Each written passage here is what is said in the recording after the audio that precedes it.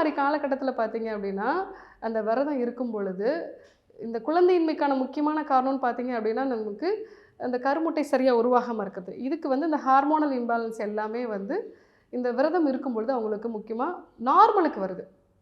ஏன்னா நம்ம உடம்புல வந்து ஹார்மோன் சம்மந்தமான பிரச்சனை வர்றதுக்கான முக்கியமான காரணம் அட்வான்ஸ்டு கிளைகேஜன் எண்ட் ப்ராடக்ட்ஸ் நம்ம சொல்லுவோம். எக்ஸஸாக இருக்கக்கூடிய அந்த கலோரிஸை லிவர் வந்து எலிமினேட் பண்ண முடியாமல் இருக்கக்கூடிய அந்த கழிவுகள் தான் வந்து இந்த அட்வான்ஸ்டு கிளைகேஷன் எண்ட் ப்ராடக்ட்ஸ்னு சொல்லுவோம். இது வந்து உங்களுக்கு விரதம் இருக்கும் பொழுது குறையுது. அதே மாதிரி வந்து இன்சுலினோட அளவும் குறையுது. அதாவது இன்சுலினோட இவங்களுக்கு எல்லாத்துக்குமே இந்த இன்சுலின் ரெசிஸ்டன்ஸ் இருக்கும். ஸோ அதனால் வந்து இன்சுலினோட ரெசிஸ்டன்ஸ் குறைஞ்சு எல்லா ஹார்மோன்ஸும் அவங்களுக்கு நார்மலாக வருது. கருமுட்டை உருவாகக்கூடிய திறனும் அவங்களுக்கு அதிகமாகுது. இன்னொன்று, ஒரு 12லேருந்து 16 மணி நேரத்துக்கு மேலே வந்து அவங்க விரதம் இருக்கும் பொழுது அவங்களுடைய உடம்புல வந்து ஆட்டோஃபேஜி அப்படிங்கிற ஒரு மெத்தட் வந்து நம்மளோட உடம்புல வந்து தூண்டப்படுது.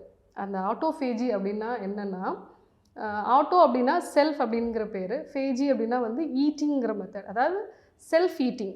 நம்ம உடம்புல இருக்கக்கூடிய செல்கள் தன்னைத்தானே சாப்பிட்டு மறுசுழற்சிக்கு உட்படுத்தக்கூடிய இந்த ஒரு முறை தான் ஆட்டோஃபேஜி அப்படின்னு சொல்கிறோம்.